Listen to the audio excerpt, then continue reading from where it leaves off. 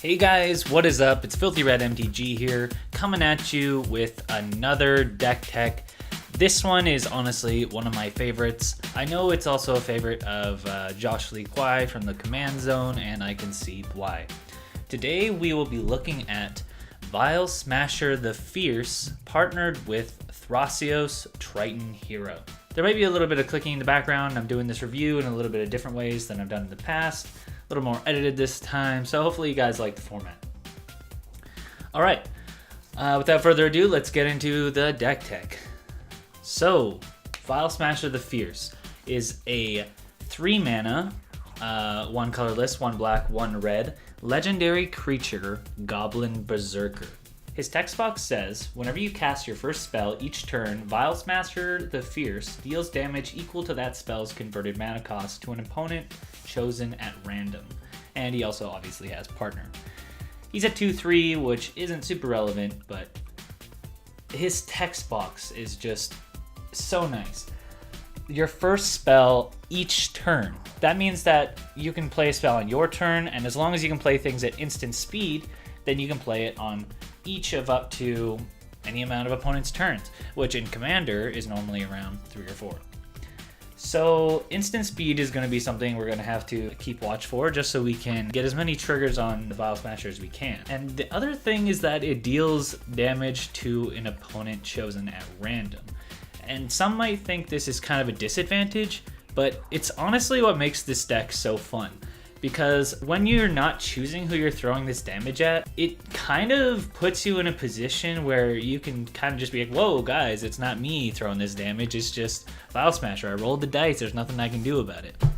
And people generally target you less that way, I find, but once you start getting some of these bigger cards out, sometimes they'll turn on you. So another thing we want to keep in mind is that we want to be throwing around a lot of damage, which means we're going to need a lot of mana. Either that, or we're gonna need to cheat mana cost, which is kind of another area we're gonna look through. Big spells that have big mana costs that we can cast for cheaper. Now let's take a look at Thrasios, Triton Hero. So Thrasios is 1 green and 1 blue, legendary creature, merfolk wizard, and has an ability that's pay 4, scry 1, then reveal the top card of your library. If it's a land card, put it onto the battlefield tapped. Otherwise, draw a card. Thrasios, I'm pretty sure at this point, is the strongest of the partner commanders, and I think is the most expensive. Last time I checked, maybe around like $20-ish or something like that. He's a 1/3, which doesn't really matter too much, but that ability is so good. Not only is it all colorless to cast that ability, but it has no tap on it, which means you can do it over and over again. It's card selection, it's card draw, and it's ramp, all on one nice put together ability. So really it just smooths out any deck that you're gonna put it with, lets you do stuff with your extra mana if you have nothing to do with it, and ramps you a little bit if you need to. So before we get started, let's just get ramp out of the way. In mine, I run a few mana rocks and a couple kind of bigger ramp spells just because I like the trigger that they come off with Vial Smasher. There is kind of a bit of a disclaimer. The way I play this deck isn't super competitive. This is normally one of the first decks I bring out in a new group because I think it's just really fun. You get to play out a lot of these big spells, and once again, the blame isn't always pointed at you. So I do play a lot of kind of jankier, bigger spells that I just find more fun than a lot of the better alternatives, I think.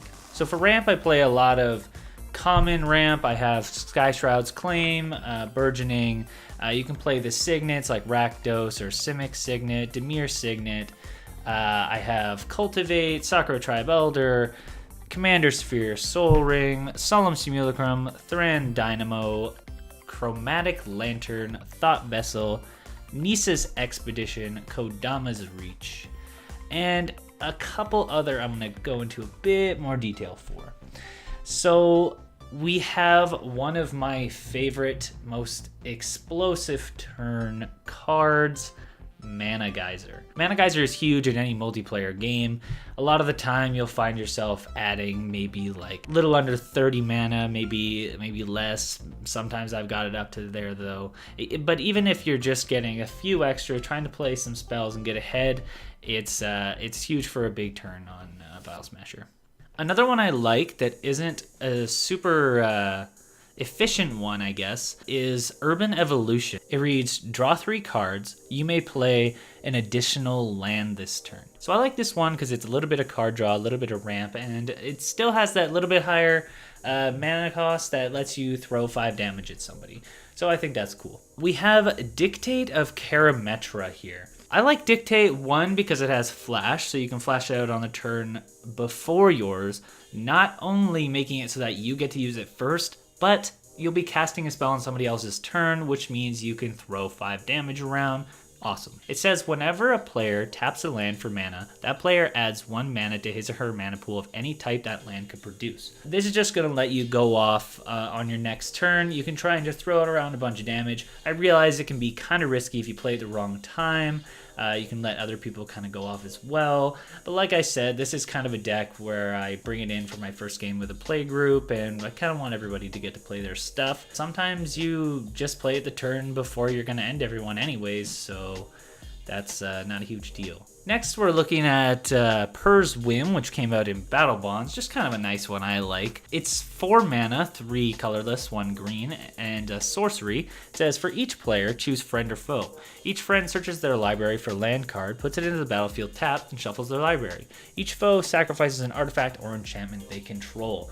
So if you're trying to maybe make friends with somebody, try and make a deal, then you can use this to get them on your side, give them a land, and then make them owe you something. And if not, having anybody sacrifice an artifact or enchantment, maybe a problematic enchantment or even just some artifact ramp, is super nice a lot of the time. So the next section we're going to look at is kind of a combination of both cheating mana and big stuff. So the first card we're going to look at and just get out of the way is Strionic Resonator. I know it's not really a big thing, and it's not really cheating mana cost, but it's kind of cheating the mana cost of Vial Smasher, being able to activate his ability one more time. So I find that pretty useful. The next one we're going to look at is As Foretold. And let me just put another disclaimer here. I'm not playing 100% of these cards in my deck. I'm just trying to give you guys a good idea of what you can play. So As Foretold is an enchantment, 2 colorless, 1 blue, and it says at the beginning of your upkeep, put a time counter on As Foretold. Once each turn, you may pay 0 rather than pay the mana cost for a spell you cast with converted mana cost X or less, where X is the number of time counters on As Foretold. So this card, when it was first announced, seemed like it was going to be nuts, and then I haven't seen anybody play it. But I still think it's fantastic in this deck. So once each turn, that means your turn, next player's turn, next player's turn, next player's turn. It's great. So you can play any card with X mana cost or less. That's huge. If you put this out early and maybe it's getting to 4 or 5, you can play a 5 mana spell on each person's turn for free and then use your mana however you want to. And that's just awesome. Game Plan. Game Plan is 5 and 1 blue sorcery. It has assists, so you can get other people to help you pay for this. I kind of like this and kind of a group dynamic ability. Just helps everybody get to know each other, get into it. And it says each player shuffles their hand and graveyard into their library, then draws 7 cards. Exile Game Plan.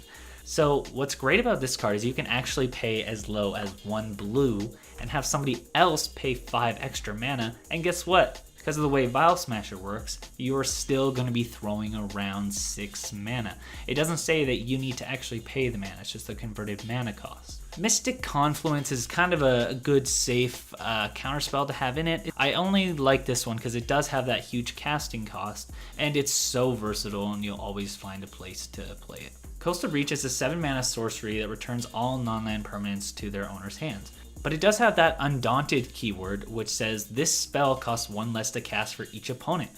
Wait, we might be against 3 or 4 opponents? This could be cast as low as 3 mana, and you'd still get to throw around 7 damage with Vial Smasher's trigger on this deck. I think that's awesome. I really like the Undaunted cycle in this deck. It's just something that kind of makes more sense with this commander, and you don't get to play everywhere else. Another Undaunted card, Curtain's Call, costs 6 mana and says destroy 2 target creatures.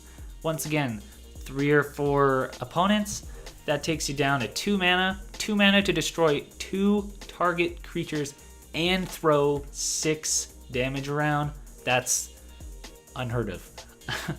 So that's sweet. Divergent Transformations is actually not one I've gotten to play, but I do love it because it's instant speed, 7 mana, once again has that Undaunted keyword at the top there, and then reads, exile 2 target creatures. For each of those creatures, its controller reveals cards on the top of his or her library until he or she reveals a creature card. Puts that card onto the battlefield, then shuffles the rest into his or her library. Wait a minute, this looks a lot like another card. Except for you can play it for as low as 2 mana sometimes. And you get to use it on 2 separate creatures. I think this card's awesome. I think this whole cycle's awesome. Seeds of Renewal, I think, is the last one I got here. Once again, 7 mana, Undaunted. Return up to 2 target cards from your graveyard to your hand. Exile Seeds of Renewal. I'm not playing this one, but I did want to throw it in here just to show you guys it. I think it could be useful in some builds of the deck. Once again, not running it though. Treacherous Terrain is a huge bomb in this deck. Not only is it 8 mana, which means 8 damage to one of your opponents, but it deals damage to each opponent equal to the number of lands that player controls. What? To each opponent equal to the number of lands that player controls. I'm going to say that again. What? You might have 10 plus lands each at some points. That's what, 30, 40 damage plus the 8? And on top of it all, it has basic land cycling if it gets into your hand too early. That's just gravy. I love this card. It's kind of a pet card in this deck. It seems to always work for me and come up at the right times. But try it out. Maybe you won't like it as much. I love it. In Garruk's Wake is a great board wipe. Destroys all creatures you don't control and planeswalkers you don't control. Just a generally great board wipe. It is higher mana cost. Sometimes that's what we want. Sometimes it can be hard to cast, but I like it because it's one-sided. I like to set up my board and don't like to have to wipe myself. And yeah, 9 damage around. Reforge the Soul. So this is normally 5 mana, and each player discards his or her hand and draws 7 cards. But it does have that miracle keyword, which means if it's the first card you draw, you can cast it for 2, letting you do what this card does, discarding your hand and drawing 7, but also getting to throw the whole 5 damage around. The miracle mechanic is really good in this deck. I unfortunately can't afford some of the cards I'd like for this deck right now, but if I had them, I'd be playing them. So I would definitely look into the miracle cycle. Ethereum Horn Sorcerer is kind of a pet card for me, but I think it really performs in this deck. It is 6 mana for 3/6 that has Cascade. So if you don't know what Cascade is, basically means when you cast it, you reveal cards from the top of your library until you reveal something with lesser mana cost than this card. So you'd be looking for something with 5, and then you can cast that card for free.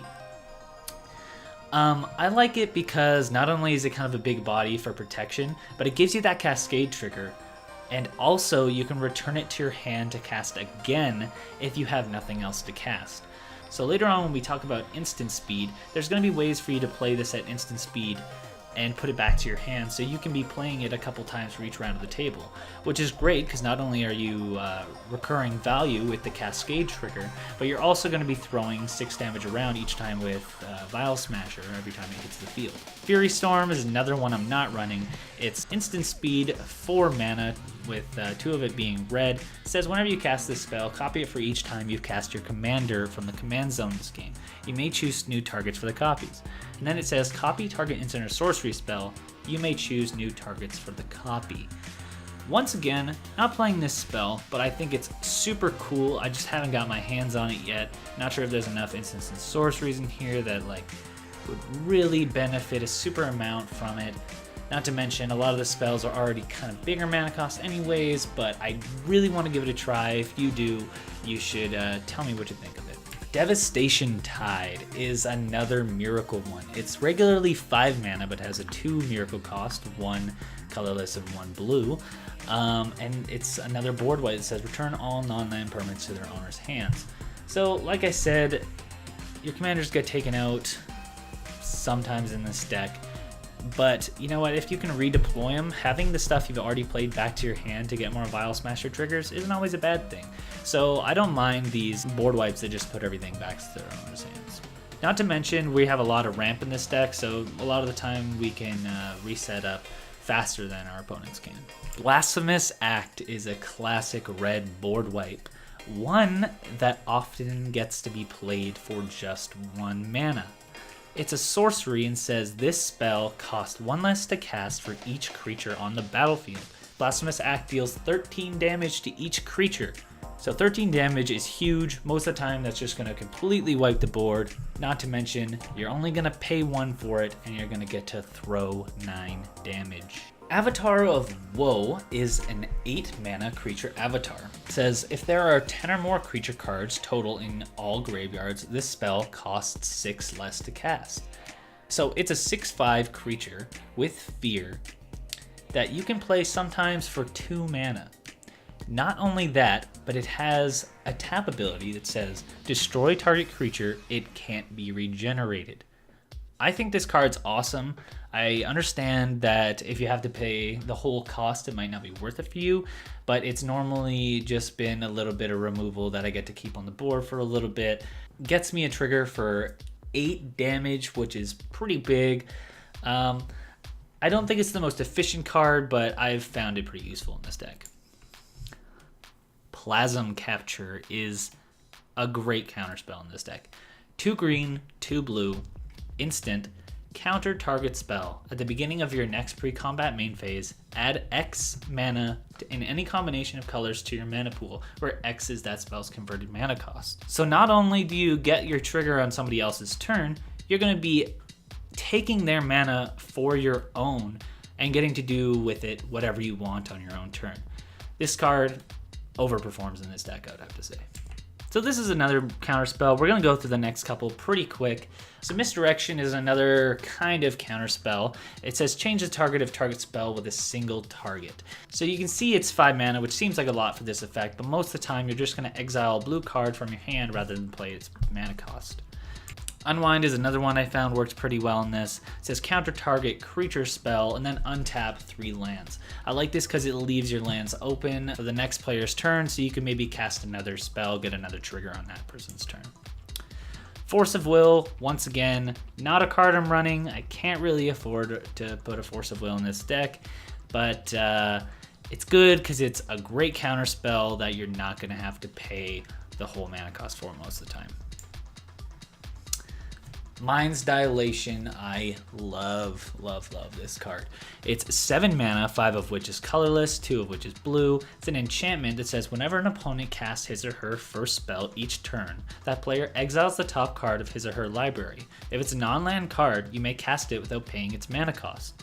So that means that if they cast a spell on their turn and they don't have a mana on top of their deck, you're going to get not only to get one of their cards for free, but you'll also get your Vial Smasher trigger on most likely each person's turn. This card's awesome. Also, side note, love the art. Omnispell Adept. It's 4 colorless, 1 blue creature, human, wizard. It has an ability on it that's 2 and 1 blue. Tap it, and you may cast an instant or sorcery card from your hand without paying its mana cost. So you've seen that some of the instants and sorcery spells we might be holding in our hand are higher mana costs and need to meet certain requirements to reduce those mana costs. This is kind of just a little way to get around it. It's not the most efficient card, but I think it works pretty well with the flavor and what the deck is trying to do. Spelljack is another counter spell. It's kind of pricey, 3 colorless and 3 blue. It's an instant that reads counter target spell. If it's countered this way, remove it from the game instead of putting it into its owner's graveyard. As long as it remains removed from the game, you may play it as though it were in your hand, without paying its mana cost. If it has X in its mana cost, X is 0. So this is good because you can take somebody's card on their turn, getting a trigger with Vial Smasher for 6, and then possibly playing that card on the next person's turn and getting another trigger. So it does work when it works, but sometimes it can be tricky to have that triple blue. Torrential Gear Hulk, I'm sure most people are familiar with this one. It's 4 colorless, 2 blue for an artifact creature construct with flash. The flash is awesome for the triggers, and it says when it enters the battlefield, you may cast target instant or sorcery card from your graveyard without paying its mana cost. Just added value on top of that, and a Vial Smasher trigger. Rashmi Eternity's Crafter is a card that kind of follows the rules of this deck when you build her as the commander. It's kind of one of those cards where you're going to want to play something on each person's turn anyways, so she just makes a whole lot of sense in this deck. She's 2 colorless, a green and a blue for legendary creature Elf Druid. It says whenever you cast your first spell each turn, reveal the top card of your library. If it's a non-land card with converted mana cost less than the spell's, you may cast it without paying its mana cost. If you don't cast the revealed card, put it into your hand.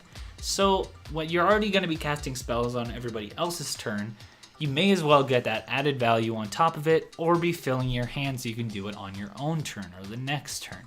It's just really great, really synergizes well with the direction of this deck. Rewind is the original of Unwind. It has a 4 mana cost rather than 3, but can counter any spell rather than just a creature spell. Once again, lets you untap 4 lands, so you can leave that mana up to paste. So you can leave that mana up to play something else on someone else's turn. What's better than reducing the mana cost of all of your cards? Just not paying them at all. That's right, Omniscience is 7 and 3 blue. It's a huge cost, but it's the last cost you'll ever pay. It's an enchantment that says you may cast spells from your hand without paying their mana cost. This is pretty much a game ender if you've got a decent board state and have no removal. You can just be throwing damage everywhere, just laying out your whole hand. Kind of a win con. I'm sure you've noticed that most of these cards kind of revolve around Vial Smasher. Well, this one is one that's for Thrasios. I haven't been running this one for long because it is a pretty new card, but Biomancer's Familiar is sweet.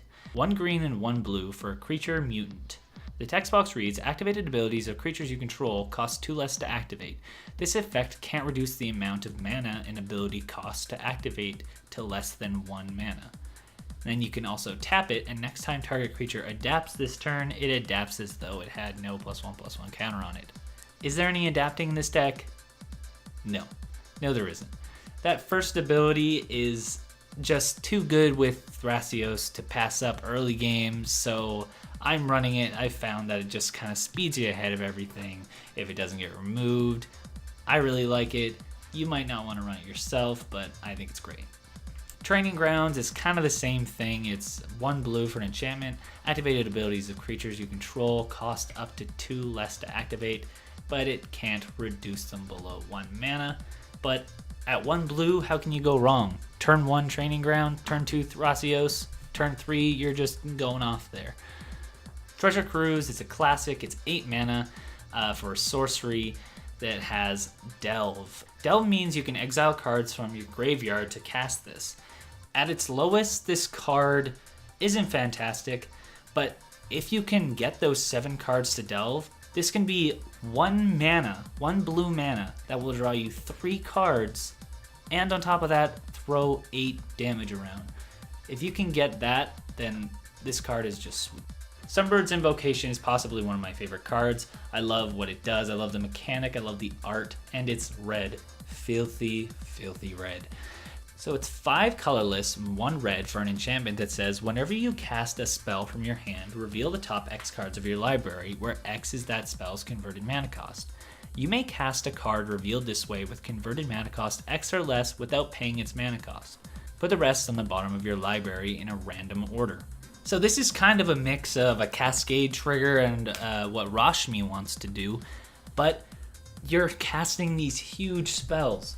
It's gonna let you just sift through the top of your deck, Pick the next best one. Get the most value off of every card you play. This card is so sweet. Please play it. If you aren't already, that is. So real quick, we're just gonna run through that instant speed I said we were gonna be talking about later. There's not a super amount of effects that do this, but there are two that are super good, and you're gonna want to be running in this deck. The first of which is Vidalcan Orrery, which is 4 colorless for an artifact that says you may cast non-land cards as though they had flash. If you're running tutors in this deck, this is the card you're tutoring for. I don't personally do that, but once you hit this card, you are golden. Same goes with Leyline of Anticipation, which is just the enchantment version of it that can start on the field if it's in your opening hand. In Commander, that doesn't happen a whole lot, but you know, it's the same rate for the same effect, and it's really just gonna make you go off as soon as you get it. And while we're going over these, I am going to bring up Seedborn Muse, which is a 5-mana creature that says untap all permanents you control during each other player's untap step. With these kind of effects together, you can kind of make your own Prophet of Kruphix since that gal banned. So yeah, this is the next best alternative. It is a bit more volatile, but you'll be going off every single turn if you get them all out. It's pretty much a done deal at that point. Another quick one we're going to go through is doubling damage. So the two that I'm running here are Dictate of the Twin Gods and Angrath's Marauders. Dictate of the Twin Gods I really like because of that flash. It gives us that instant speed that we want. And Angrath's Marauders is great too because it has that huge mana cost that lets us throw around a lot of damage. There are more like Furnace of Wrath that you could be running. These two are the ones that I like the best, but pick and choose what you want. I'm just kind of giving ideas here. Sometimes you may be going a little too heavy on the casting and a little low on the drawing, so we just have a couple of one-off spells here to refill your hand. The classic Windfall, 2 and 1 blue for a sorcery. Each player discards their hand that draws cards equal to the greatest number of cards discarded this way. Just a great one-off spell to refill your hand. Ancient Excavation is a card I feel like I don't see enough. It's 4 mana, 2 colorless, 1 blue, 1 black, for an instant that says draw cards equal to the number of cards in your hand, then discard a card for each card drawn this way. This card is sweet because not only is it just you that gets to do it, but it's huge card selection. You don't have to discard your cards first, you get to choose. And it still has that gravy on top with the basic land cycling at the bottom. The last of these three is a new card I'm trying out. I like it because of the higher mana cost, but I realize it's not the most efficient thing a lot of the time. It's an instant called Precognitive Perception. It's 5 mana that says draw 3 cards, but has the addendum keyword, which means if you're casting it on your main phase, that says if you cast this during your main phase, instead scry 3, then draw 3 cards. So one thing about Vial Smasher is his ruling almost always works in your favor. So you might be thinking about, what about things with X cost? Normally X is equal to 0.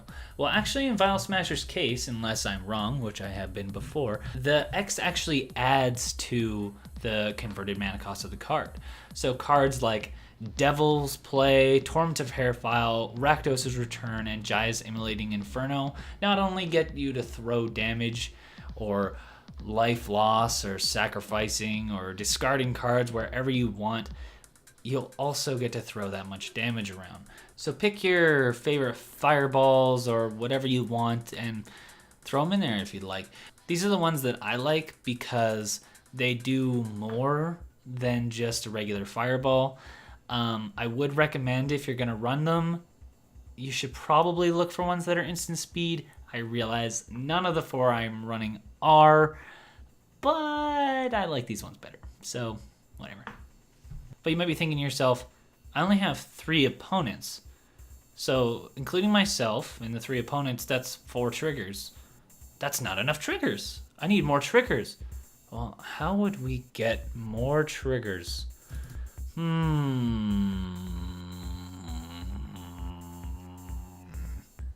Yes, extra turns. Time stretch. Time Stretch is a nutty card that can just win you the game, and most likely will if you're gonna play it. Puts you 2 whole turns ahead, not to mention 10 mana cost.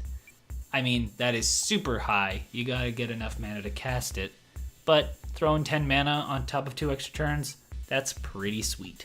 Expropriate is 9 mana for a sorcery with Council's Dilemma. So starting with you, each player votes for time or money. For each time vote, take an extra turn after this one. For each money vote, choose a permanent owned by the voter and gain control of it. So you're always going to choose time for yourself, so that's at least 1 extra turn. If people are smart, they're going to choose money and you're going to take their permanents, but if they do choose time, oh, that's just gravy on top. Karn's Temporal Sundering is one that I've really been liking. It's a legendary sorcery, which means that you do have to have a legendary creature or planeswalker out, but it says target player takes an extra turn after this one. Return up to 1 target non-land permanent to its owner's hand. Exile Karn's Temporal Sundering. So it just kind of has that added benefit on top of the extra turn. Not to mention the art is awesome. Temporal Trespass is one of the ones I would say is probably better in this deck, because while it is 11 mana to start with, 8 of that being colorless, 3 being blue, it does have that delve mechanic, which can let you cast this for as low as 3 blue mana to take an extra turn after this one. Nexus of Fate is kind of a bread and butter one, just lets you take an extra turn, and then it gets shuffled back into your library. Temporal Mastery is probably the best of the miracle costed cards. I don't have this one, sadly. Lets you pay 2 mana to take an entire extra turn, and you'll be thrown around 7 damage with Vial Smasher. Temporal Manipulation's pretty plain. It's 5 mana to take an extra turn after this one, but still worth running if you got it. Alright, so now we're just kind of into the other section. I couldn't really think of a title for this part, so we're just going to go through the last couple of cards that I think are fun to play in this deck. So Dig Through Time is nice because it's an instant, it's 8 mana, has that delve mechanic again. It says, look at the top 7 cards of your library. Put 2 of them into your hand and the rest on the bottom of your library in any order. This is just a good chunk of card selection, a little bit of card draw, and quite a bit of damage to throw around, so I think it's just good enough to make it into this deck if you'd like. So for a little while, I was running Arcanus the Omnipotent. It was working well, but I just took it out to make room for some other cards. It's 6 mana, 3 of which is blue, which I realize isn't the most efficient. It's a legendary creature that has a tap ability that just lets you draw 3 cards. That's pretty big in this deck, just having cards to be able to play on other people's turns, and it's an effect that you can use possibly more than once if it doesn't get removed, so I like that. It has a little bit of protection on it.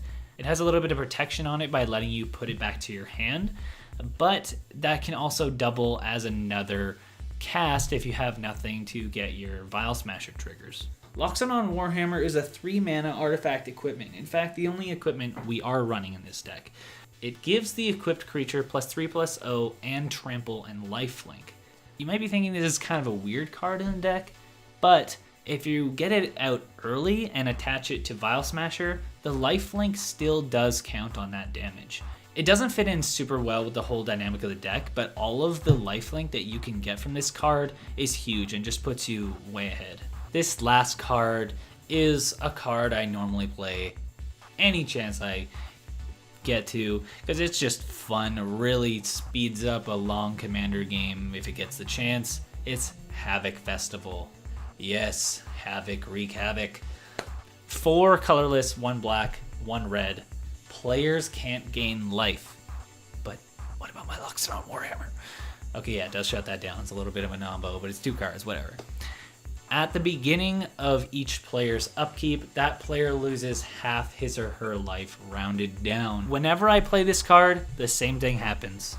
I play it, and I accidentally kill someone. The next time I play a spell, somebody's out and I'll just have to kind of shrug and say, sorry. Just nothing I can really do. Alright, well that was my deck tech for Vial Smasher the Fierce and Thrasios. I love this deck. I really encourage you to build it, really encourage you to try it. It's one of the most fun decks I've ever played. People normally like it. It's got a lot of different cards in it. You can really play, it feels like, whatever you want, and the huge casting cost of these cards doesn't always feel like something that's holding you back. To it, just because it's a little bit you get to add on top. So I really like these two together. Thrasios really smooths things out. If you have any suggestions, or if you like the format of this video, please let me know. If there's any deck techs that you'd like me to do, anything like that, leave it in the comments down below. Don't forget to leave a like on this video and subscribe for the next time I make a deck tech. I have been Filthy Red MTG, and I will see you in the next video.